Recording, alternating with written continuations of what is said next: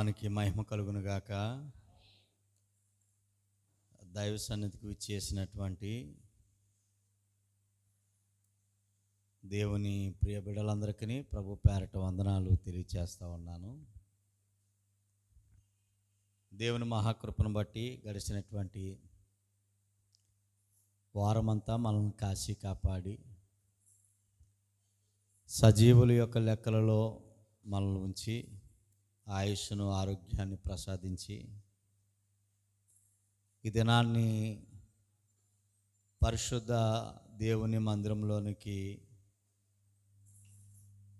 ప్రవేశించగలిగినటువంటి గొప్ప ధన్యత, దేవుని బిడ్డలతో కలిసి ఉన్నతుడైనటువంటి దేవదేవుని ఆరాధించగలిగినటువంటి గొప్ప భాగ్యము మహాదేవుడు మనకు అనుగ్రహించటము ఆనందించదగ్గ విషయము.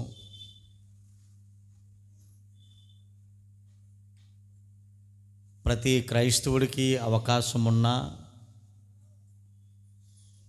దేవుని సన్నిధానాన్ని నిర్లక్ష్యం చేస్తూ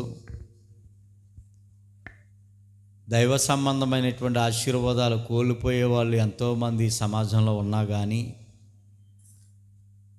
వారితో మనము ఎంత మాత్రము చేరకుండా మన జీవితాల్లో దేవునికి ప్రాధాన్యత ఇచ్చి అద్భుతమైనటువంటి దేవుణ్ణి ఆరాధించడానికి హృదయపూర్వకంగా సిద్ధపడి దేవుని మహిమతో నింపబడినటువంటి మందిరంలోనికి ప్రవేశించగలిగినటువంటి ధన్యత మనకెంతో అమోఘమైనది.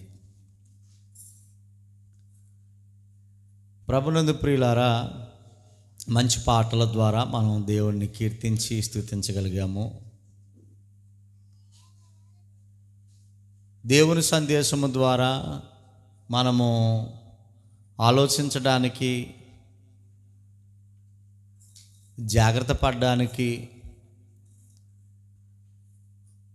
దైవకృపలో మనం ముందుకు కొనసాగడానికి ప్రయోజనకరమైనటువంటి దేవుని మాటలను మనం నేర్చుకోవడానికి సిద్ధపాటు కలిగి ఉంటూ ఉన్నాం.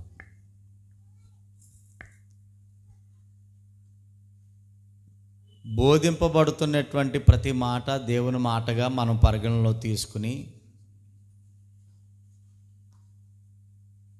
మనకు మనముగా జాగ్రత్త పడడానికి ఇది చాలా ప్రయోజనకరమైనటువంటిది. ఈరోజు మనం నేర్చుకోబోతున్నటువంటి అంశము, మనిషి దేవుని చిత్తమును మార్చరాదు అనేటువంటి అంశాన్ని మనం ఆలోచిస్తూ చక్కగా నేర్చుకోవడానికి ముందుకు కొనసాగడానికి సిద్ధపాటు కలిగి ఉందాం. మనిషి దేవుని చిత్తాన్ని, దేవుని సంకల్పాన్ని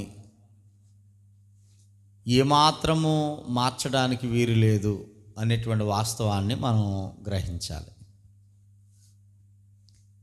ప్రియులారా,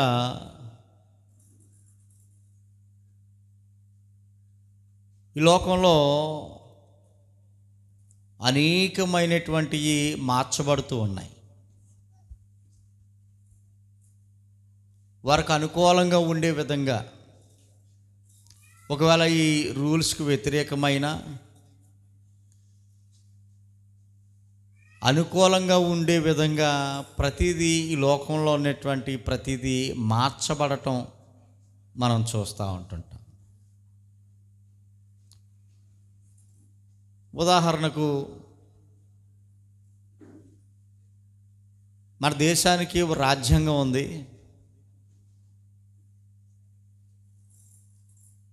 భారత రాజ్యాంగం.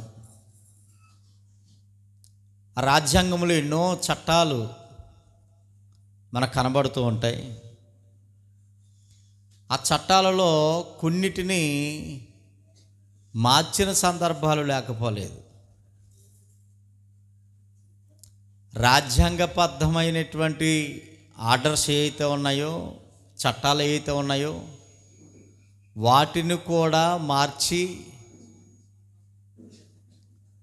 మనుషులకు అనుకూలంగా ఉన్న వాటిని, ఉన్న ఆజ్ఞలను ఉన్న చట్టాలను చట్టబద్ధం చేసినటువంటి సందర్భాలు మనకి రాజ్యాంగంలో మనం చూస్తూ ఉంటాం. అంత మాత్రమే కాదు, మనిషి యొక్క జీవన శైలి కూడా మార్చుకుంటున్నటువంటి సందర్భాలు. పూర్వకాలానికి ఇప్పటికీ మనిషి యొక్క జీవన శైలి అంటే పద్ధతి మార్చుకున్నారు. చాలానే మార్చుకున్నటువంటి సందర్భాలు లేకపోలేదు. అలవాట్లు మార్చుకోవటం, భాషా విధానం మార్చుకోవటం, వస్త్రధారణ మార్చుకోవటం, ఆహార పద్ధతులు మార్చుకోవటం, చాలా మార్పులు మనం చూస్తూ ఉన్నాం మనిషి యొక్క జీవన విధానంలో. అలానే మనం ఉంటున్నటువంటి ఇల్లు కూడా మనకి సౌకర్యవంతంగా, అనుకూలంగా లేకపోతే ఇంటిని కూడా మార్చుకున్న సందర్భాలు కూడా లేకపోలేదు. మనకి ఎలాగైతే బాగుంటుందో, ఎలాగైతే సౌకర్యంగా ఉంటుందో, ఎలాగైతే అందంగా ఉంటుందో ఆ విధంగా మనం కూడా ఏం చేస్తూ ఉన్నాం, ఇంటి పరిస్థితులను మార్చుకుంటున్నటువంటి సందర్భాలు మనకి చూస్తాం. అంటే పూర్వకాలం నుండి ఈనాటి వరకు మనం జాగ్రత్తగా ఆలోచన చేసినట్లయితే రాజ్యాంగంలో ఉన్నటువంటి ఆర్డర్స్ను మార్చినట్లుగా, అలానే మనిషి యొక్క జీవన శైలిని మార్చుకున్నట్లుగా, గృహానికి సంబంధించినటువంటి ఆ విధానాలన్నీ మార్చుకున్నట్లుగా దేవుని చిత్తాన్ని మార్చడానికి కుదరదు అన్న వాస్తవాన్ని బైబిల్ గ్రంథం మనకు బోధిస్తూ ఉంది.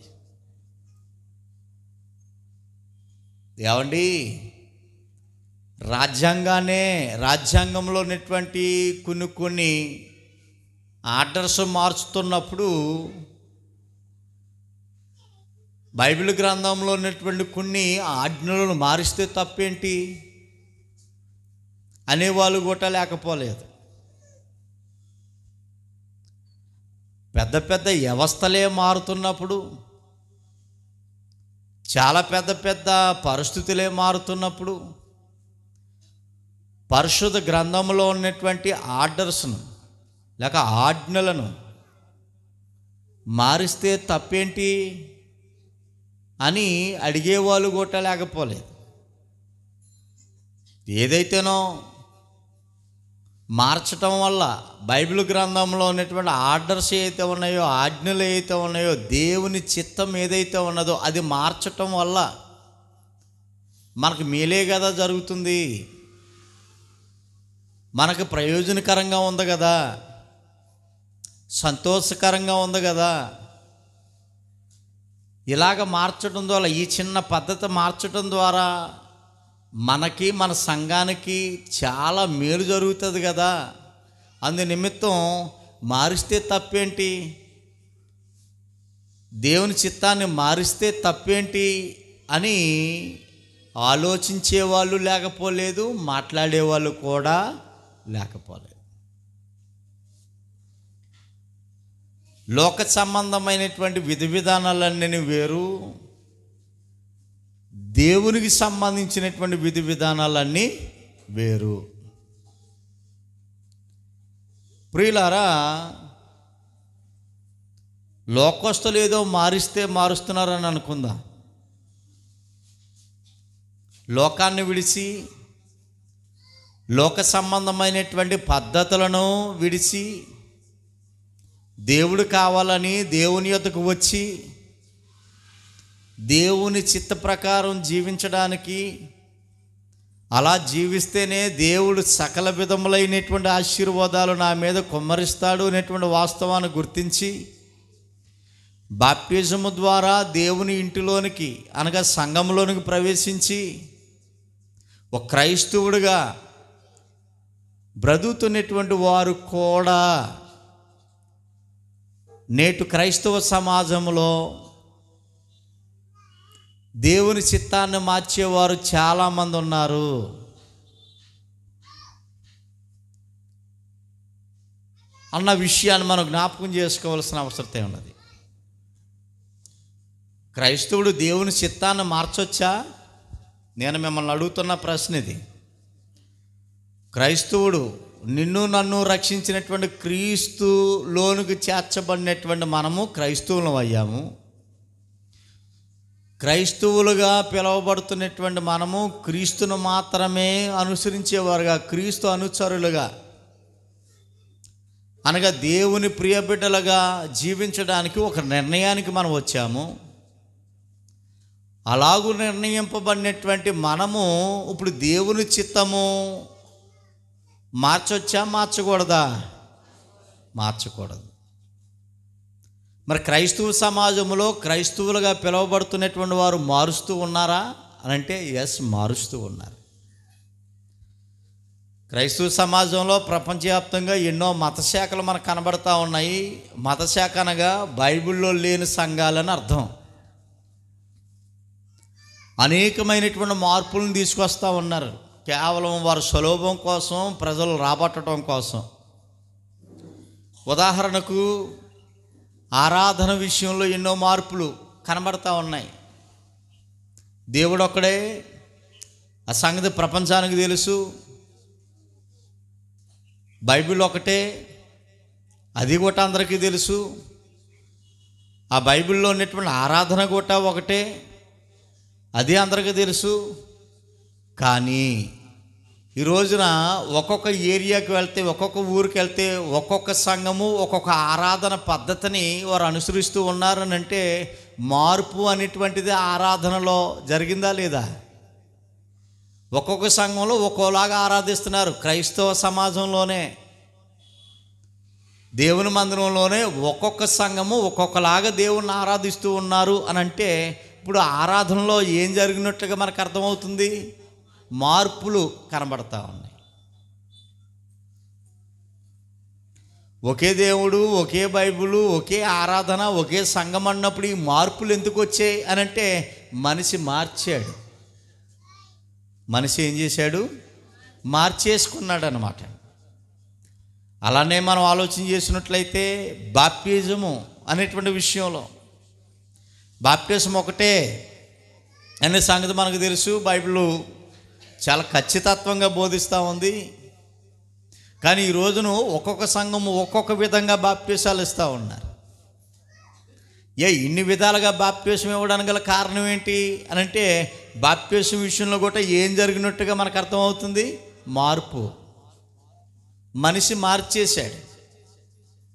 గ్రంథము ఒక విషయాన్ని చాలా గట్టిగా బోధిస్తూ ఉంటే దేవుని చేత బోధింపబడినటువంటి సంగతులను మనిషి వారి సలోభం కొరకు, వారి స్వార్థం కొరకు మార్చిన సందర్భాలు మనకు కనబడతా ఉన్నాయి.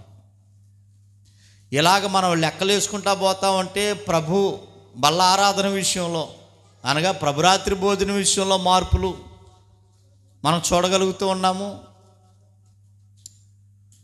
ఇలా ఒకటి కాదు, ఎన్నెన్నో క్రైస్తవ సమాజంలో మార్పులు బైబిల్లో లేకపోయినా మనిషి మార్చేసినటువంటి సందర్భాలు మనం చూస్తూ ఉన్నాం. ప్రియులారా, ఎప్పటికీ మారనవి, ఎప్పటికీ మార్పు చెందనవి బైబిల్లో ఏమన్నా ఉన్నాయా? వ్యక్తులు కానీ, పరిస్థితులు కానీ, పద్ధతులు కానీ ఎప్పటికీ మారనవి, యుగాలు మారినా, తరాలు మారినా మార్పే లేనిటువంటి పరిస్థితులు కానీ, వ్యక్తులు కానీ బైబిల్ గ్రంథంలో ఎప్పుడైనా ఎక్కడన్నా ఉన్నాయా అన్న విషయాన్ని మనం జాగ్రత్తగా పరిశీలన చేసే ప్రయత్నం చేస్తే మనకు అర్థమవుతుంది. ఏమని అర్థమవుతుంది అని అంటే, ఓహో, పరిశుద్ధ గ్రంథంలో దేవునికి ఒక సంకల్పం ఉంది, దేవునికి ఒక ఉద్దేశం ఉన్నది. ఆ ఉద్దేశాన్ని ఎంత మాత్రము మార్చకూడదన్నమాట. మార్చడం ద్వారా మార్చేవారికి ప్రమాదం అన్నమాట. మార్చబడిన దానిని అనుసరిస్తున్నటువంటి వారికి ప్రమాదం అన్నమాట అనే సంగతి నేర్చుకోవడానికి, లేక వాస్తవాన్ని ఆలోచించడానికి ఈ పాఠాన్ని మనం కొంత సమయాన్ని మనసు పెట్టి ఆలోచన చేసే ప్రయత్నము, నేర్చుకునే ప్రయత్నం మనం చేయబోతా ఉన్నాము. ఎబ్రీ పత్రిక 13వ అధ్యాయానికి మనం అందరం వెళ్దాము. దయచేసి మీ గ్రంథాలు ఉంటే తెరిచే ప్రయత్నం చేయండి. ఎబ్రీలకు రాసిన పత్రిక 13వ అధ్యాయము 8వ వచనాన్ని మనం చదువుకోగలిగితే చూడండి.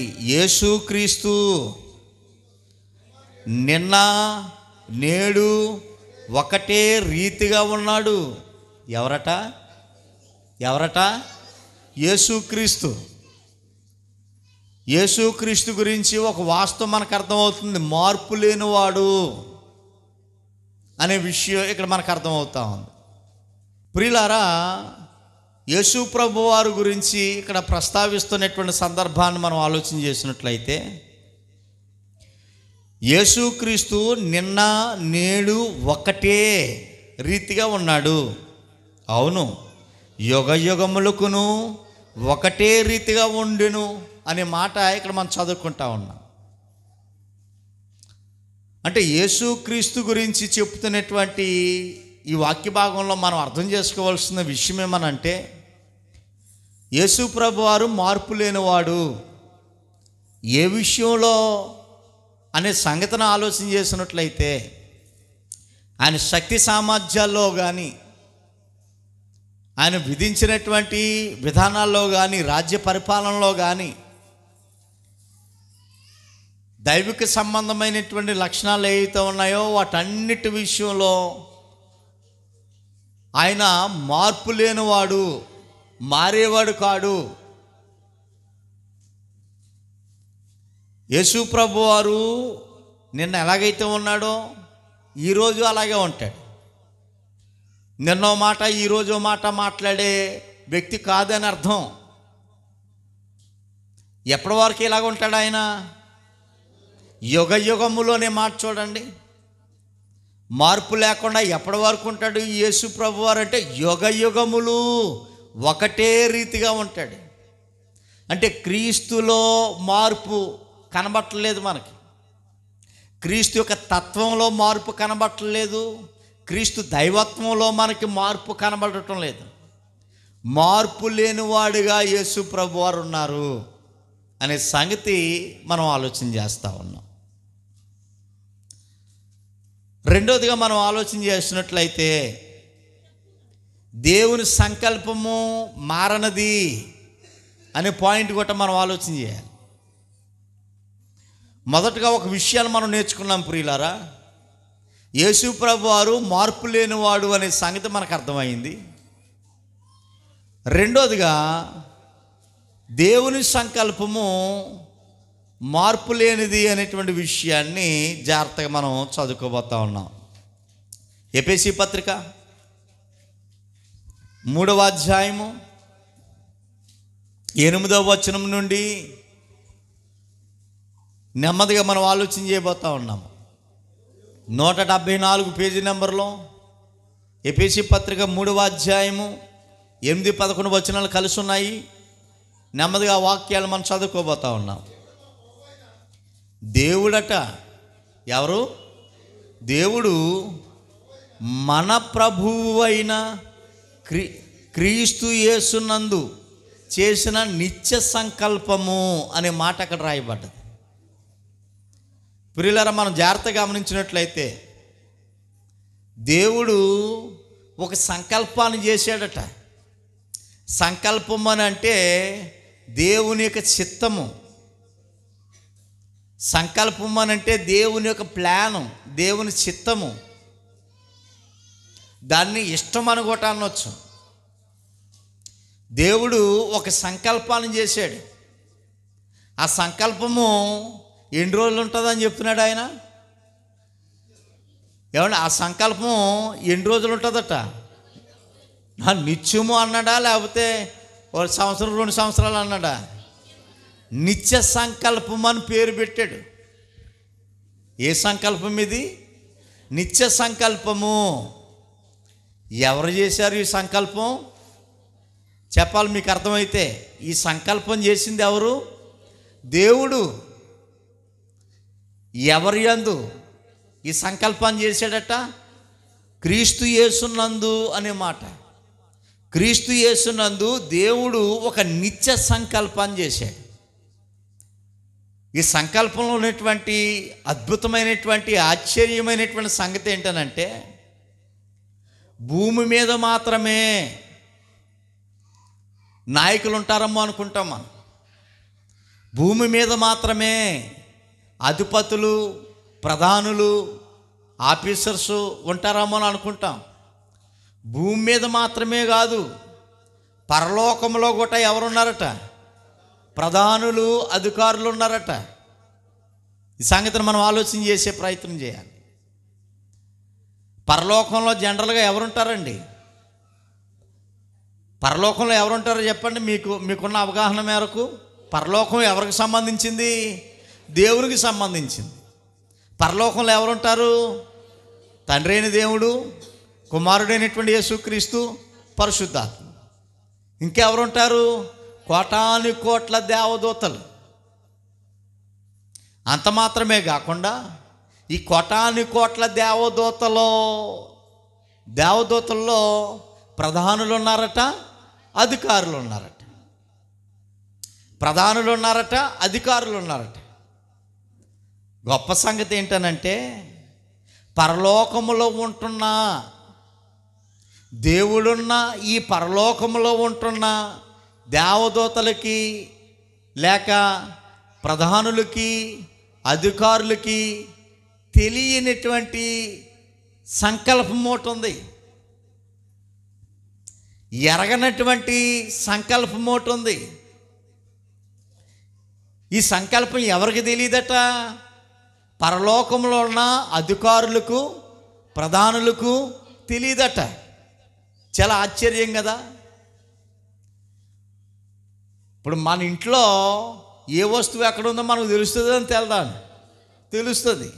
మన గృహానికి సంబంధించినటువంటి పరిస్థితులు కానీ, ఆలోచనలు కానీ మొత్తం అన్నీ మనకు తెలుస్తాయి. మన ఇంట్లో సంగతులు మనకు తెలియకపోతే అది ఆశ్చర్యం అనిపిస్తుంది. అలానే పరలోకములో ఉంటున్న ప్రధానులకు, అధికారులకు ఏమి తెలియదట? దేవుని సంకల్పం తెలియదట.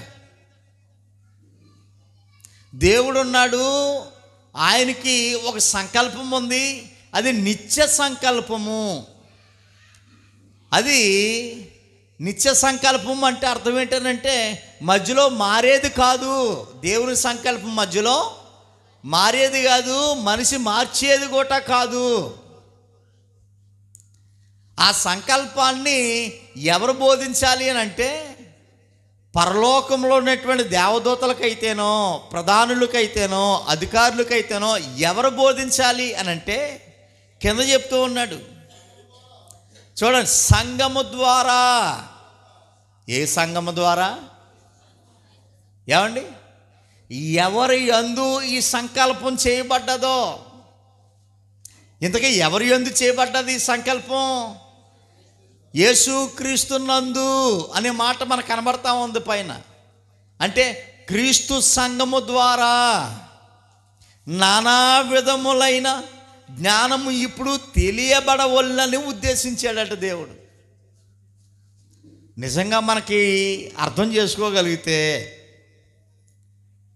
ఈ రాయబడినటువంటి వాక్యాన్ని అర్థం చేసుకోగలిగితే మనసు పెట్టి, ఎంత అద్భుతంగా ఉందో చూడండి. ఎన్నిక లేనటువంటి మనలను, అర్హత లేని మనలను అసలు దమ్మిడికి మారం. మనం ఎందుకు మారం అని అంటే, మనం మట్టి మనుషులం కదా. రంగురంగుల బట్టలు ఎత్త వేయచ్చేమో కానీ, చాలా నీట్గా అందంగా ఉంటే ఉండొచ్చేమో కానీ, వాస్తవానికి పరిశీలన చేస్తే మనం దమ్మిడికి మారవట. అంటే మట్టి మనుషులు. ఈ మట్టి మనిషి ద్వారా ఈ మట్టి మనుషులు దేవుని సంకల్పాన్ని గుర్తించి బాప్తిసం పొంది దేవుని సంఘంలోనికి వస్తే, ఈ సంఘము ద్వారా పరలోకములో ఉన్నటువంటి ప్రధానులకును అధికారులకును ఈ నిత్య సంకల్పము ప్రకటించాలి అని అంటున్నాడు. దీన్ని ఏమన్నాడంటే, సంఘము ద్వారా సువార్త ప్రకటించాలి. పరలోకంలో ఉన్నటువంటి అధికారులకు, పరలోకంలో ఉన్నటువంటి ప్రధానులకు మాత్రమే కాదు, ఈ లోకంలో ఉన్నటువంటి అన్యులకు కూడా ప్రకటించి, ఈ సువార్త అనేటువంటి పదం రాయకుండా అక్కడ కింద చదువుకుంటే క్రీస్తు ఐశ్వర్యము అనే మాట అక్కడ మనకు కనబడ్డది. ఏ ఐశ్వర్యం ఇది? క్రీస్తు ఐశ్వర్యం.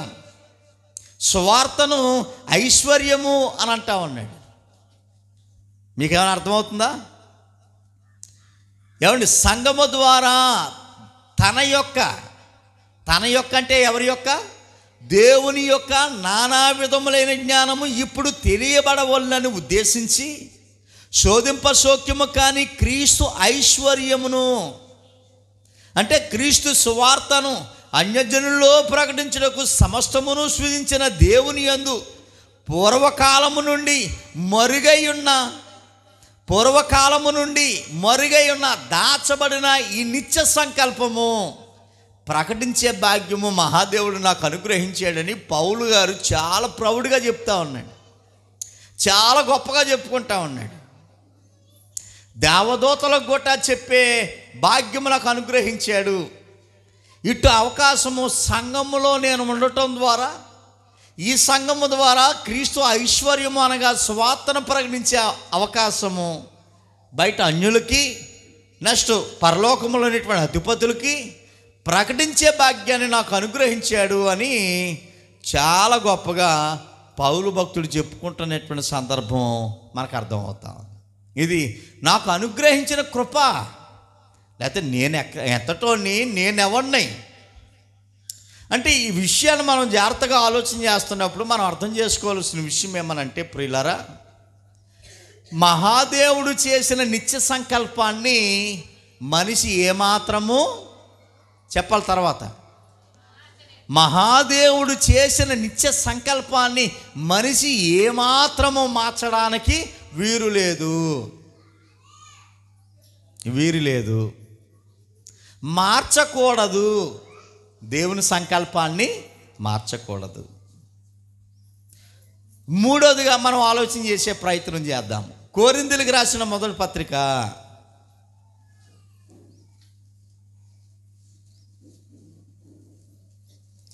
చూడండి ప్రియులారా, మనము 4వ అధ్యాయంలోనికి వద్దాము.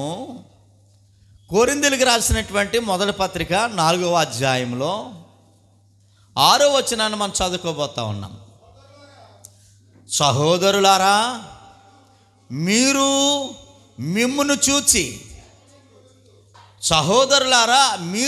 మమ్మును చూచి లేఖములయందు రాసి ఉన్న సంగతులు అని అంటున్నాడు. చూడండి, లేఖనములయందు రాసి ఉన్న సంగతులు. లేఖనములు అంటే ఏంటి? బైబిల్. లేఖనము అంటే ఏంటండి? లేఖనాలు అంటే ఏంటి? పరిశుద్ధ గ్రంథములో ఉన్నటువంటి దేవుని వాక్యం, బైబిల్లోని దేవుని వాక్యం. మీరు మమ్మును చూచి లేఖనములయందు రాసి ఉన్న సంగతులు అనగా బైబిల్ గ్రంథంలో ఉన్నటువంటి వాక్యములను అతిక్రమింపకూడదన్నాడా? అతిక్రమించవచ్చు అన్నాడా? అప్పుడప్పుడు అతిక్రమించవచ్చు అన్నాడా? అతిక్రమించకూడదు అంటే వాక్యమును, బైబిల్ గ్రంథంలో ఉన్నటువంటి వాక్యాన్ని మార్చకూడదు, మేరకూడదు అని అర్థాలు వస్తూ ఉన్నాయి. లేఖనములు యందు రాయబడిన సంగతులు ఏ మనిషి మార్చడానికి వీలు లేదు. అది చిన్న అయ్యగారైనా పెద్ద అయ్యగారైనా, లండన్ నుండి వచ్చినా బొంబాయి నుండి వచ్చినా, బైబిల్ గ్రంథంలో ఉన్నటువంటి వాక్యాన్ని మార్చకూడదు, అతిక్రమించకూడదు అని చాలా ఖండో విషయంగా ఆయన బోధిస్తున్నటువంటి సందర్భాలు.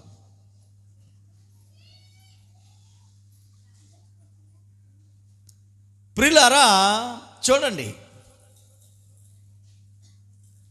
మీ కొరకును మీరొకని పక్షమున మరొకని మీద ఉప్పొంగుకొండునట్లు, మీరొకని పక్షమున మరొకని మీద ఉప్పొంగుకొండునట్లు ఈ మాటలు మీ నిమిత్తమే నా మీదను అపోస్తలుల మీదను పెట్టి కొన్ని సాదృశ్య రూపంగా బోధిస్తూ ఉన్నాను. అంటే అర్థం ఏంటనంటే, చూడండి, ఒక్కొక్కసారి పలానా ఆవిడ అలాంటిది, పలానా ఆవిడ ఇలాంటిది అని అంటే బాధపడతారు కదా. అందుకని ఒక్కొక్కసారి ఆయన మీదే లేకపోతే వారి కుటుంబం మీదే పోల్చుకుని మాటలు ఉదాహరణగా చెప్తున్నటువంటి సందర్భాలు. పలానా ఆవిడ అలాంటిది అంటే అవి ఫీల్ అవుతుంది, అది నిజమైన అబద్ధమైన ఫీల్ అవుతారు. అందుకని పౌలు వారి మీదను అపోస్తుల మీదను పెట్టుకుని కొన్ని సంఘస్థులకు బోధిస్తూ ఉన్నారట. మొత్తానికి ఆ వాక్య భాగంలో మనం నేర్చుకోవాల్సింది, మనం ఆలోచన చేయవలసిన విషయం ఏమనంటే,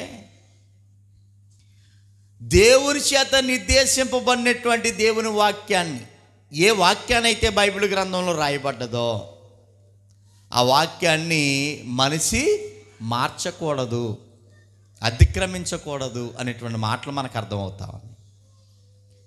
ప్రియులారా, బైబిల్ గ్రంథంలో మార్పు లేనిటువంటి వారు ఎవరన్నా ఉన్నారా? ఎస్, ఉన్నారు. దేవుడు మార్పు లేనివాడు, యేసు ప్రభువారు మార్పు లేనివారు, పరిశుద్ధాత్ముడు మార్పు లేనివాడు అనే సంగతి మనకు అర్థమవుతా ఉంది. ఇంకా మార్పు లేనిది ఏదన్నా మనకున్నదా అని అంటే, మహాదేవుడు చేసిన నిత్య సంకల్పము మార్పు లేనిది. మహాదేవుడు చేసిన నిత్య సంకల్పము మార్చనది, మార్పు లేనిది అనే సంగతి మనకు అర్థమైంది. ఇంకా మనం ఆలోచన చేసినట్లయితే, ఇంకా ఏదైనా మారంది ఏదైనా ఉందండి బైబిల్ గ్రంథంలో? వాక్యం, దేవుని వాక్యము మార్పు లేనిది, మార్చకూడనిది అనే సంగతి మనకు అర్థమైంది. చూడండి, మరొక విషయాన్ని మనం నేర్చుకోబోతా ఉన్నాం.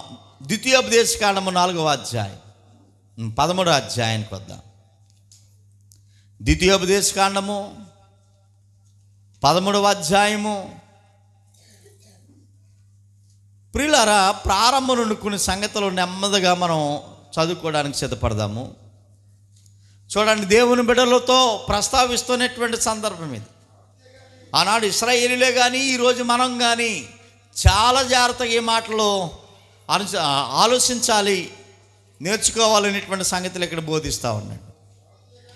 ప్రవక్తయే కానీ, కలలు కనువాడే కానీ మీ మధ్యలేసి నీ ఎదుట సూచక్రియలనైనను మహత్కార్యములైనను చేసి, అర్థమవుతుందా?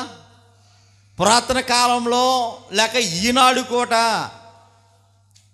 ప్రవక్త అయినా కావచ్చు, లేక కలలు కనేవారైనా కావచ్చు, లేక శోధి చెప్పేవాళ్ళన్నా కావచ్చు, లేక మరొకరు ఎవరైనా కావచ్చు, మీ మధ్యకు వచ్చి సూచక్రియలు మహత్కార్యములు చేసి, నువ్వు చూస్తుండగానే నీ కళ్ళ ముందే సూచక్రియలు కానీ మహత్కార్యాలను చేసి, నువ్వు ఎరగని ఇతర దేవతలను అనుసరించి పూజించుదాము రండి అని చెప్పిన ఎడల, అమ్మా నీ గృహంలో వాస్తు బాగోలేదు, నీ ఇంట్లో ఫలానది బాగోలేదు, లేకపోతే నీ జీవితంలో ఫలానది బాగోలేదు, అప్పులు అయిపోయావు, నీ ఇల్లంతా అప్పులు అయిపోయింది, నీ పరిస్థితి బాగోలేదు, నీ భర్త పరిస్థితి బాగోలేదు, నీ భార్య పరిస్థితి బాగోలేదు, లేకపోతే నీ పిల్లల పరిస్థితి బాగోలేదు, నువ్వు గనక నేను చెప్పినట్టు చేస్తే,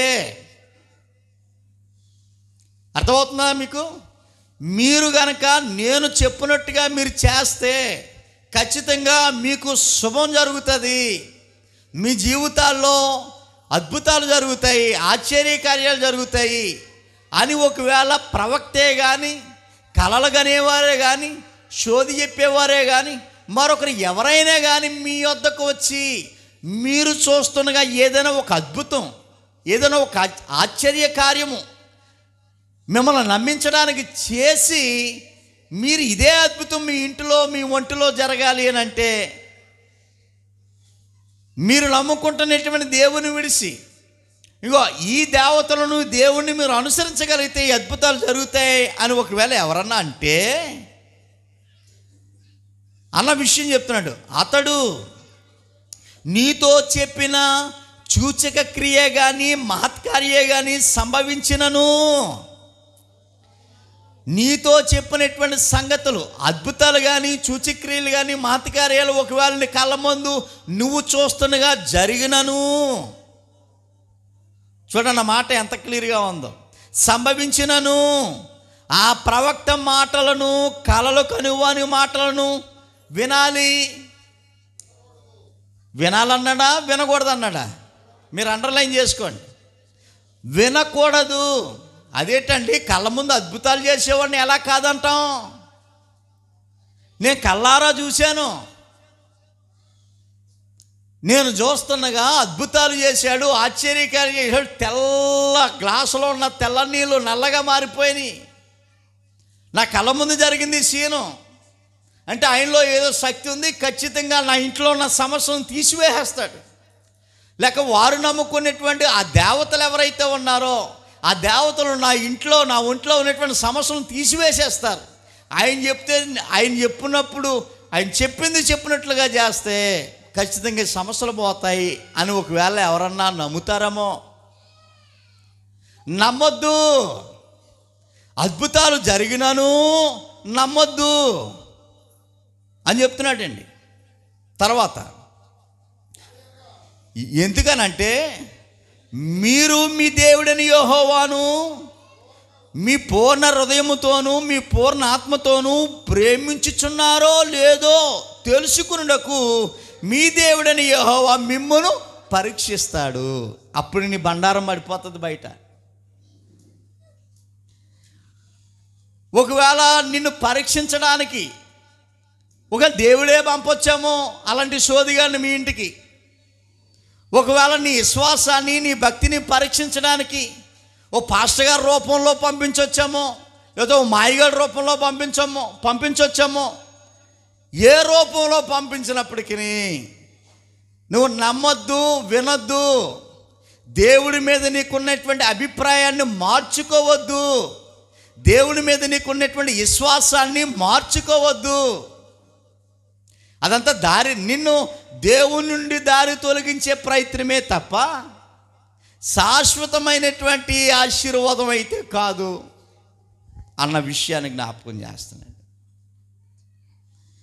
దేవుడి మీద నువ్వు పూర్తిగా ఆధారపడ్డావో లేదో అనే సంగతిని నిన్ను పరీక్షించడానికి పూర్ణ హృదయముతో పూర్ణ ఆత్మతో దేవుణ్ణి నువ్వు ప్రేమిస్తున్నావో లేదో అనేటువంటి సంగతిని గ్రహించడానికి ఈ విధమైనటువంటి మొబలపు జరుగుతూ ఉంటుందట నీ కళ్ళ ముందు. అయినా మీరు మనసు మార్చుకుని అటువైపుకు మీరు వెళ్ళొద్దు.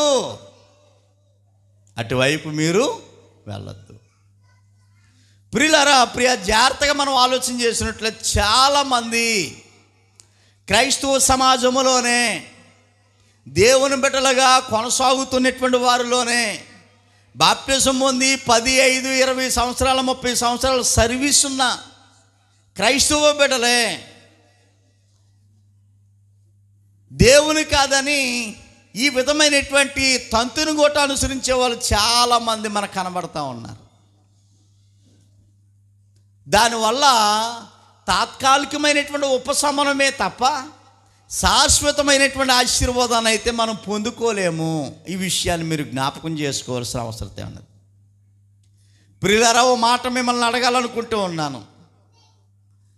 నేనైనా మీరైనా దేవుని యొద్ద నుండి శాశ్వతమైనటువంటి దేవుళ్ళు పొందుకోవాలనుకుంటున్నారా?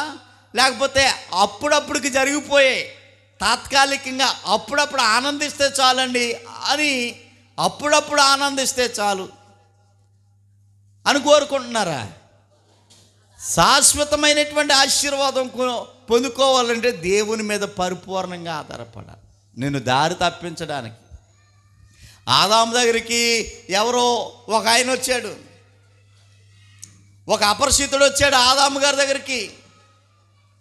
ఆ తర్వాత అవ్వమ్మ దగ్గరికి వచ్చాడు. ఎన్నో మాయ మాటలు చెప్పాడు, కానీ వారు బలైపోయారు. అలానే నిన్ను నీ కుటుంబాన్ని మాయ మాటల చేత దేవుని నుండి, దేవుని సన్నిధి నుండి తొలగించడానికి ప్రయత్నం చేసే పరిస్థితులు ఉన్నాయి నిన్ను మార్చాలని. కానీ మారొద్దు అనేటువంటి విషయాన్ని జ్ఞాపకం చేస్తా ఉన్నాడు. 4వ వచనము, మీరు మీ దేవుడని యెహోవాకు లోబడి, ఆయనకే భయపడి, ఆయన ఆజ్ఞలను అనుసరించి, ఆయన మాట విని, ఆయనను సేవించి, ఆయనను హత్తుకుని ఉండవలెను. ఆయన హత్తుకుని ఉండాలి. ఆయనను అంటే ఎవరిని? దేవుణ్ణి. ఆయన మాటలు అంటే ఎవరి మాటలు? దేవుని మాటలు. ఎవరిని హత్తుకోవాలి మనం? దేవుణ్ణి హత్తుకోవాలి. ఎవరికి భయపడాలి మనం? దేవునికి భయపడాలి. ఏ ఆజ్ఞలను, ఎవరి ఆజ్ఞలను అనుసరించాలి? దేవుని ఆజ్ఞలను అనుసరించాలి. అప్పుడే మన జీవితం ఫలభరితంగా ఉంటుంది, ఆశీర్వాదకరంగా ఉంటుంది, ఆనందదాయకంగా ఉంటుంది. పొరపాటున కల్లో కూడా దేవుని విడిచినట్టుగా, దేవుని విడిచిపెట్టేసినట్లుగా, దేవుని సన్నిధానాన్ని విడిచిపెట్టేసినట్టుగా కళ వస్తే అయ్యో చాలా ప్రమాదం జరగబోతా ఉందని ఉదయాన్నే తలార స్నానం చేసే పరిస్థితి యోధా మతంలో కూడా చాలాసార్లు ఉన్నటువంటి సందర్భాలు లేకపోలేదు. అంటే దేవుని విడిచిపెట్టేసినట్టుగా కళ వస్తే ఆ కళ్ళను మేలుకుని వెంటనే యూదులు ఏం చేసేవారు అంటే వెంటనే పాడి కళ వచ్చేసింది. దేవుణ్ణి నేను విడిచిపెట్టేసినట్టుగా, దేవుని సన్నిధి నుండి నేను దూరం అయిపోయినట్టుగా వచ్చినటువంటి కళ మంచి కళ, చెడ్డ కళ? చెడ్డ కళను తలంచి ఆ రాత్రి మీద తలారా స్నానం చేసి, మోకాళ్ళు వేసి, ప్రార్థన చేసి, నోట్లో నీళ్ళు వేసి, పొక్క నుంచి బయటకు ఊసి అప్పుడు యెహోవా అనేటువంటి నామాన్ని ఉచ్చరించేవారట యూదులైనటువంటి భక్తులు. మనకు ఆ నిష్ట ఉండదు, ఆ తీర్మానం ఉండదు, ఆ కసి, దేవుని పట్ల ఆ కసి ఉండదు. చాలా తేలిగ్గా తీసుకుంటాం. మన ఆలోచన ఏంటనంటే, మన ఆలోచన అంటే ఎక్కువ క్రైస్తవ సమాజంలో ఉన్నటువంటి ఆలోచన ఏంటంటే బిడ్డలది, ఏదైతేనో నాకు మేలు జరుగుతుందా లేదా అని ఆలోచన చేసేవాళ్ళు, నాకు లాభం వస్తుందా లేదా అని ఆలోచన చేసేవాళ్ళు, నా కడుపు నిండుతుందా లేదా, దేవుడి గొడవ తర్వాత, ముందు నేను బాగున్నానా లేదా అనేటువంటి ఆలోచనలోనే ముందుకు అడుగులేస్తూ ఉన్నారు తప్ప దేవుని మీద ఇంత కసిగా ఆధారపడే వాళ్ళు చాలా చాలా చాలా మంది తక్కువ. అవసరమైతే దేవుణ్ణి కూడా మార్చేస్తారు, దేవుని సంకల్పాన్ని మార్చేస్తారు, దేవుని వాక్యాన్ని మార్చేస్తారు. వీళ్ళు మార్చేయటం తర్వాత గొడవ, ముందు వీళ్ళు మారిపోతారు, వీళ్ళు మార్చడం గొడవ తర్వాత వీళ్ళు మారిపోతారు. దేవుని యొద్ద ఉన్నటువంటి వారు దెయ్యం వైపు మారిపోయే అంత వీక్గా ఉన్నటువంటి విశ్వాసులు చాలామంది ఉన్నారు. బహుశా అందుకనేమో శాశ్వతమైనటువంటి ఆశీర్వాదాలు అనుభవించలేకపోతా ఉన్నారు. బహుశా అందుకేనేమో మన జీవితాల్లో అద్భుతాలు జరగటం లేదు, మనకున్న అవిశ్వాసము వలన. ప్రియ దేవుని బిడ్డలారా, ఈ విషయాన్ని మనం జాగ్రత్తగా గమనించాలి. సమాజంలో చాలామంది బలమైనటువంటి విశ్వాసులు లేకపోవటం వల్ల రకరకాల తత్వాలు కలిగినటువంటి వ్యక్తులు చాలామంది మనం చూస్తూ ఉన్నాం. బైబిల్ గ్రంథంలో మారని వారు, ఎప్పటికీ మారని వారు ఉన్నారా? చెప్పండి ఎవరు? తండ్రి అయిన దేవుడు. అందరూ చెప్పాలి, మీకు అర్థమైతే. మారడు. యేసుక్రీస్తు మారడు. పరిశుద్ధాత్ముడు మారడు. బైబిల్ గ్రంథంలో ఉన్న వాక్యము మారదు. దేవుని సంకల్పము మారదు అన్న విషయము ఇప్పుడు ద్వితీయోపదేశ కాండంలో చదువుకున్న వాక్యాన్ని బట్టి ఆలోచన, దేవుని చిత్తము కూడా మారదు. దేవుని చిత్తం కూడా మారదు. మార్చాలని బైబిల్ గ్రంథంలో చాలామంది భక్తులు మార్చాలని ప్రయత్నం చేసి విఫలమైన వారు చాలామంది ఉన్నారు. దేవుని సంకల్పాన్ని లేక దేవుని వాక్యాన్ని, దేవుని చిత్తాన్ని మార్చాలని ప్రయత్నం చేసి విఫలమైన వారు చాలామంది ఉన్నారు. కొంతమందిని మనం జ్ఞాపకం చేసుకుందాము. లేవియాకాండము 10వ అధ్యాయము, లేవికాండము 10వ అధ్యాయంలో ప్రారంభం నుండి మనం ఆలోచన చేయబోతా ఉన్నాము. అహరోను, ఇశ్రాయేలు ప్రజలకి అహరోను ప్రధాన యాజకుడైతే వారి కుమారులు యాజకులుగా ఉన్నారు. అహరోను కుమారులు ఎవరంటే వారు నాదాబు, అబీహేలు.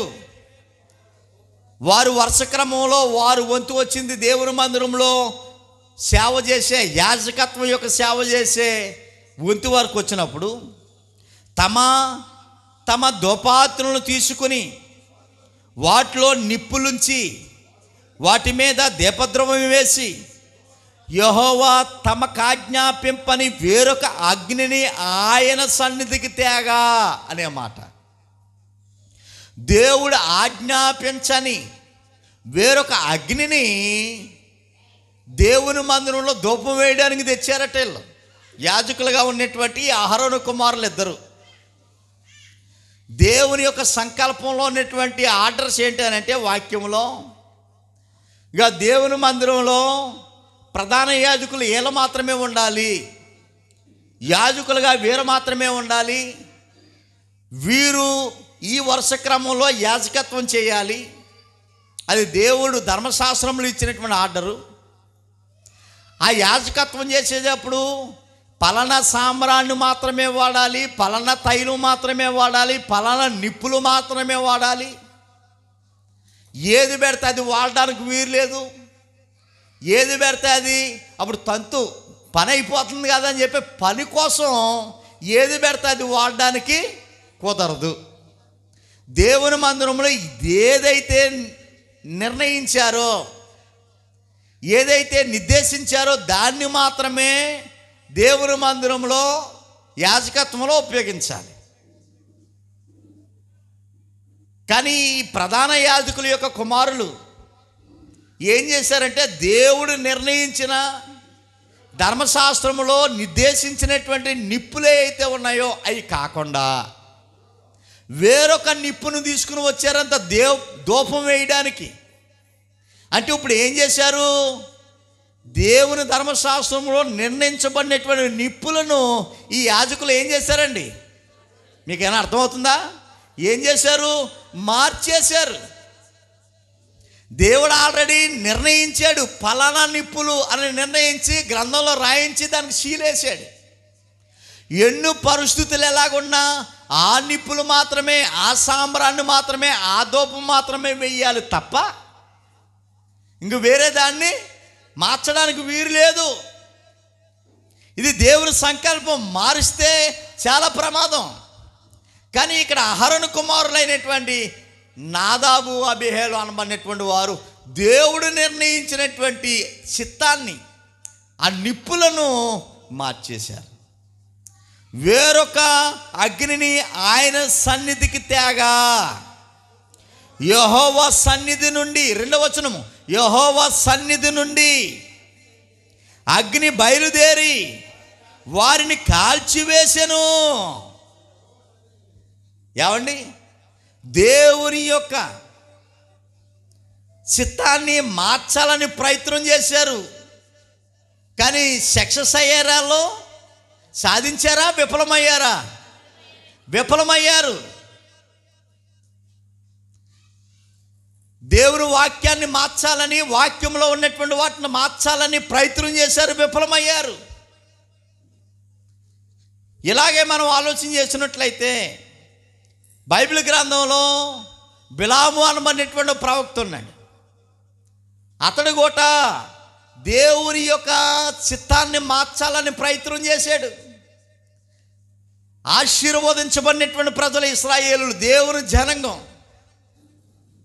ఈ దేవుని జనాంగాన్ని శపించాలని బయలుదేరాడు. కాసులకు అమ్మబడి, డబ్బుకు అలవాటు పడి, డబ్బుకు మోజుపడి, డబ్బుకు అమ్ముడైపోయి ఆశీర్వదించబడినటువంటి ప్రజలైనటువంటి ఇశ్రాయేలును శపించడానికి బయలుదేరాడు. ప్రయత్నం చేశాడు, కానీ విఫలమయ్యాడు. మధ్యలో గాడిద చేత బుద్ధి చెప్పించినటువంటి సందర్భం ఇక్కడ మనం చూస్తూ ఉన్నాం. అలాగే సౌలు కూడా మార్చడానికి ప్రయత్నం చేసి విఫలమయ్యాడు. ఇశ్రాయేలీయులకు మొట్టమొదటి రాజు సౌలు. దేవుడు చెప్పాడు, అమోరీయుల మీదకు మీరు యుద్ధానికి వెళ్ళండి, ఆ శపింపబడినటువంటి వాటిని అన్నిటిని కొల్లగొట్టండి, రాజుతో సహితము ఏది ముట్టుకోకుండా వారిని ఓడించి క్షేమంగా రండి. ఇంకొక మాట, వస్తా శపింపబడినటువంటిది ఏ వస్తువు తీసుకుని రావద్దు అని చెప్పాడు దేవుడు.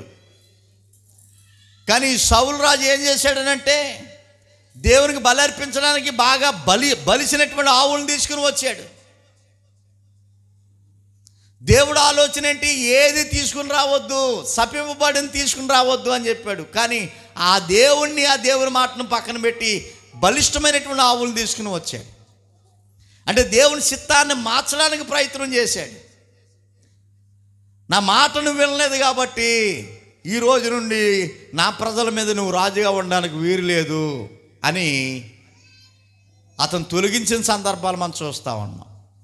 ఈ సందర్భాలన్నీ చదువుకుంటూ ఉంటుంటే ప్రియులారా మనకేమర్థమవుతుందనంటే, ఎవరైతే మార్చడానికి ప్రయత్నం చేస్తారో, వాక్యాన్ని దేవుని మాటలను మార్చడానికి ప్రయత్నం చేస్తారో వారు విఫలమవుతారు, తర్వాత ప్రమాదాన్ని కొని తెచ్చుకుంటారు. ఇశ్రాయేలు ప్రజలని కానాను దేశానికి నడిపించాడు ఓ నాయకుడు. ఎవరు ఆయన పేరేం పేరు? అమ్మా చెప్పండి అందరూ. మోషే. ఆ మోషేతో కూడా దేవుడు మాట చెప్పాడు. ఏమనో తెలుసా? ఇదిగో మోషే, ఈ బండతో నువ్వు మాట్లాడు, ఈ బండతో నువ్వు మాట్లాడితే బండలో నీరు వస్తాయి, ఆ నీళ్ళుతో దాహం తీర్చుకుంటారు అని దేవుడు చెప్పాడు. కానీ మోషే ఏం చేశాడంటే, మాట్లాడమన్న చోట తన చేతిలో ఉన్నటువంటి కర్రతో కొట్టాడు. కొట్టడం ద్వారా దేవుని మాటను ధిక్కరించినట్టు చిన్న మిస్టేకే. కానీ దేవుడు చిన్న మిస్టేక్ కాదు కదా, అసలు ఏమీ సహించడు ఆయన. మోషేతో అన్నమాట, నువ్వు నా కోసం చాలా ప్రయాసపడ్డావు, ఇశ్రాయేలు ప్రజలు 40 సంవత్సరాలు నడిపించావు, కానీ ఏ వాగ్దాన భూమికి వీళ్ళందరినీ నడిపించావో ఆ వాగ్దాన భూమిలో నువ్వు అడుగు పెట్టవు అని అంటే గుండెకాయ చేత్తో పట్టుకుని గొగ్గోలు పెట్టి ఏడ్చాడు. నాయన ఇంత ప్రయాసపడ్డాను కదా, నాకు వెళ్ళడానికి అవకాశం లేదా అని అంటే, నెవర్, అవకాశం లేదు. నేను చేసిన పొరపాటు ఏంటి? నేను చెప్పిన పని ఒకటి, నువ్వు చేసింది ఒకటి. నేను మాట్లాడమన్నాను బండతో, కానీ నువ్వేం చేసావు? కొట్టావు. చిన్న మాటే కాదు నాయన, ఎజిస్ట్మెంట్ అయిపోను. నువ్వు ఎజిస్ట్మెంట్ అయిపోతావు, అవసరమైతే నన్ను కూడా విడిచిపెట్టేస్తావు. అలాంటి వాళ్ళు ఉన్నారు. నీకు ఏదైనా కొంచెం మేలు జరిగేది ఏదైనా ఉందేనంటే ఆ రోజు నన్ను కాదని, నన్ను వద్దనుకుని నన్ను దాటుకుని వెళ్ళిపోతావు నువ్వు. అలాంటి వ్యక్తులు ఉన్నారు సమాజంలో. బాప్టిజం పొందిన వాళ్ళే, రక్షణ పొందిన వాళ్ళే, క్రైస్తవులుగా పిలువబడుతున్న వాళ్ళే. నీకు ఏదైనా ఈరోజు ఆదివారం మేలు జరుగుతుంది అంటే నన్ను కూడా కాదు కనుక వెళ్ళిపోయే తత్వం నేను. నేనైతే మారను, మార్పు లేని వాడిని నేను. పోన్లే ఇంత గోజాడి బ్రతిమలాడుతున్నా కాబట్టి అక్కడికైతే నిన్ను వెళ్ళను, నా నిర్ణయం అయితే మారదు. ఒకసారి నీ కళ్ళతో ఈ పర్వతం ఎక్కి అలా చూడంతే. నేను ఇస్తానన్న ఈ వాగ్దాన భూమిని నిన్నైతే వెళ్ళవను, కానీ చూడనిస్తాను, ఒకసారి చూడని మోసేని అలా చూపించాడే తప్ప మోసేని అడుగుని పెట్టడం లేదు. అంటే ఆయన ఎంత కండిషన్లో ఉన్నాడో మనకు అర్థమవుతుంది.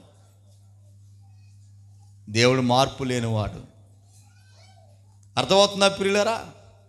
కాబట్టి మనం అర్థం చేసుకోవాల్సింది ఏంటంటే, మార్చడానికి ప్రయత్నం చేసిన వారు ఎంతోమంది విఫలమయ్యారు.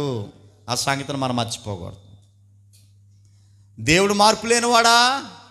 అవును, మార్పు లేనివాడే. యేసుక్రీస్తు మార్పు లేనివాడా? మార్పు లేనివాడు. దేవుని వాక్యం మారనదా? ఎస్, మారనది. దేవుని నిత్య సంకల్పం మార్పు లేనిదా? ఎస్, మార్పు లేనిది. దేవుని చిత్తం మార్పు లేనిదా? ఎస్, మార్పు లేనిది. మార్చడానికి ప్రయత్నం చేసినటువంటి వారు అందరూ విఫలమయ్యారా? విఫలమయ్యారు. ప్రమాదాన్ని కొని తెచ్చుకున్నారా? కొని తెచ్చుకున్నారు. శపింపబడ్డారా? శపింపబడ్డారు అన్న విషయాలు మనకి ఎన్నో అర్థం అవుతా ఉన్నాయి.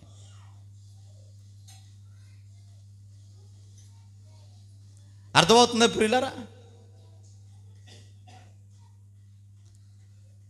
ఆఖరి ఒక వాక్యాన్ని మనం చదువుకోబోతా ఉన్నాము.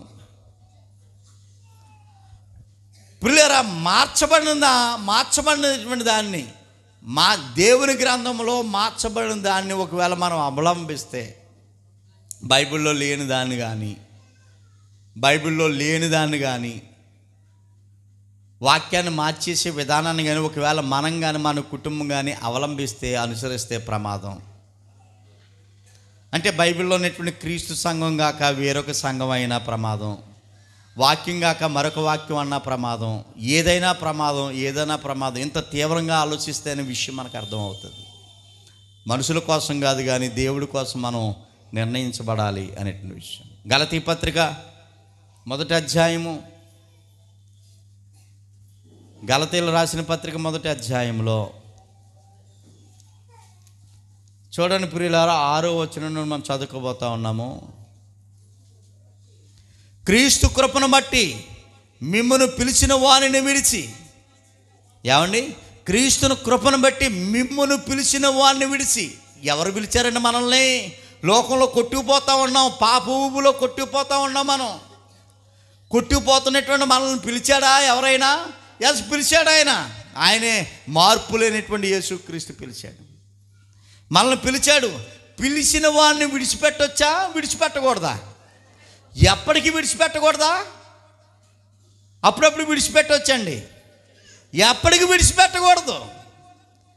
కానీ ఇక్కడ కొంతమంది ఉన్నారట, క్రీస్తును కృపను బట్టి మిమ్మల్ని పిలిచిన వాడిని విడిచి అంటే యేసుక్రీస్తుని విడిచిపెట్టి భిన్నమైన సువార్త తట్టుకు మీరు ఇంత త్వరగా తిరిగిపోవుట చూస్తే నాకు ఆశ్చర్యం కలుగుతుంది. గలతీ సంఘంలో యేసుక్రీస్తు వారందరి కొరకు సిలువ మోసి, రక్తాన దారబోసి, మేకులు దిక్కొట్టించుకుని, ముళ్ళు కిరీటం పెట్టుకుని సిలువ మరణము పొందితే వారందరినీ రక్షించడం కొరకు సిలువ మరణము పొందితే, అలాంటి సిలువ మరణము పొందినటువంటి క్రీస్తుని విడిచిపెట్టేసి భిన్నమైన సువార్త తట్టు తిరిగిపోయారంట గలతీలో ఉన్నటువంటి వారందరూ, గలతీ సంఘస్థులందరూ. గలతీ సంఘస్థులు అంటే గలతీ ప్రాంతంలో ఉన్న క్రీస్తు సంఘస్థులు. అక్కడ ఏదో ఉందనంటే ఈ సంఘాన్ని విడిచి వెళ్ళిపోయారట వాళ్ళు. భిన్నమైన సువార్త తట్టు మీరింత త్వరగా తిరిగిపోవటం చూడగా నాకు ఆశ్చర్యం కలుగుచున్నది. అది మరి ఒక సువార్త కాదు కానీ క్రీస్తు సువార్తను చెరపగోరు మిమ్మును కలవరపరచువారు కొందరున్నారు అని చెప్తూ ఓ మాట అంటున్నాడు. మేము మీకు ప్రకటించిన సువార్త కాక మరి ఒక సువార్త మేమైనను పరలోకము నుండి వచ్చిన ఒక దూతైనను మీకు ప్రకటించిన ఎడల అతడు శాపగ్రస్తుడు అని చెప్పాడు. ఒకసారి సువార్త ప్రకటించబడ్డది, ఆ సువార్త ఆల్రెడీ బైబిల్లో రాయబడ్డది. ఆ రాయబడినటువంటి సువార్తకు సీలేసిపడ్డాడు, సమాప్తి చేసేసాడు, సీలేసేసాడు. బైబిల్ గ్రంథంలో సువార్త కాకుండా వేరొక సువార్త ప్రలోభాలు పెట్టి మిమ్మల్ని బోధించి మిమ్మల్ని రాబట్టుకోవడానికి ఏదో ఆశ చూపించి మిమ్మల్ని రప్పించే ప్రయత్నం చేస్తే, అటువైపు మీరు తిరిగిపోతే వారికి మీకు శ్రమ అని చెప్తున్నాడు. వారికి మీకు శాపము అనేటువంటి విషయాన్ని జ్ఞాపకం చేస్తున్నాడు. సువార్తను మార్చేశారు వాళ్ళు, దేవుని మార్చేశారు, దేవుని సంకల్పాన్ని మార్చేశారు, దేవుని వాక్యాన్ని మార్చేశారు, దేవుని సంఘాన్ని మార్చేశారు, సంఘంలో ఉన్నటువంటి ఆరాధన పద్ధతిని మార్చేశారు, విధి విధానాలను మార్చేశారు. ఆ మార్చబడిన దాన్ని మీరు అవలంబిస్తే కనుక మీకు శ్రమ అనేటువంటి విషయాన్ని జ్ఞాపకం చేస్తారు. ఎవరిని ఇంత సీరియస్గా చెప్తూ ఉన్నాడనంటే ఇది వాస్తవమైనది, ఇది ఆలోచించదగ్గ విషయము. కాబట్టి మార్చబడిన దానికి, మార్పు లేని దాన్ని మనం అనుసరించాలి తప్ప మార్చబడిన దానిని మనం అనుసరించకూడదు. స్థిరముగా ఉన్నటువంటి దేవుణ్ణి వెంబడించాలి, స్థిరంగా ఉన్న వాక్యాన్ని వెంబడించాలి అనేటువంటి విషయాన్ని మీకు జ్ఞాపకం చేస్తా ఉన్నాను. మన దేవుడు మార్పు లేనివాడు. మనం రక్షించినటువంటి మన ప్రభు మార్పు లేనివాడు. ఆయన బోధించినటువంటి వాక్యము మార్పు లేనిది. అలాంటి వాక్యాన్ని మనం అనుసరిస్తే మనకు దీవెన, మన కుటుంబాలకు దీవెన, మన సంఘానికి దీవెన, ఆధ్యాత్మికంగా మనకెంతో లాభాన్ని తెచ్చిపెడుతుంది. మార్పు లేని దేవుణ్ణి, మార్పు లేని సంఘాన్ని, మార్పు లేని వాక్యాన్ని మనం అనుసరించగలిగితే మనకు దీవెన, మనకు చాలా దీవెన. ఒకసారి ఆలోచన చేయాలి. ఓ తండ్రిగా, ఓ తల్లిగా, ఒకవేళ నా పిల్లలు కనుక మార్చబడిన దాన్ని అవలంబిస్తే, నేను కానీ, నా భర్త కానీ, నా భార్య కానీ, నా పిల్లలు కానీ, నా కుటుంబం కానీ ఒకవేళ అలాగ మార్చబడిన దాన్ని అవలంబిస్తే అది నాకు ప్రమాదమే కదా. బాగా బ్రతికితే ఒక 60 సంవత్సరాలు 70 సంవత్సరాలు అంతే తప్ప ఈ చిన్న బ్రతుకు కోసం శాశ్వతమైనటువంటి పరలోకాన్ని నేను ఎందుకు కోల్పోవాలి? శాశ్వతమైనటువంటి స్వర్గాన్ని నేను ఎందుకు కోల్పోవాలి? నేను కోల్పోను, బ్రతుకుంటానుగానే శాశ్వతమైనటువంటి దేవుని వాక్యాన్ని అవలంబించి పరలోకాన్ని నా స్వంతం చేసుకుంటాను అనబడినటువంటి ఒక మంచి తీర్మానంతో భక్తిగా, విశ్వాసంగా దేవుని మీద ఆధారపడి దైవ ఆశీర్వాదాలు పొందుకునే ప్రయత్నం మనం చేద్దాము. మంచి మాటలు వినేటువంటి మీకు ప్రభు నామములో వందనాలు.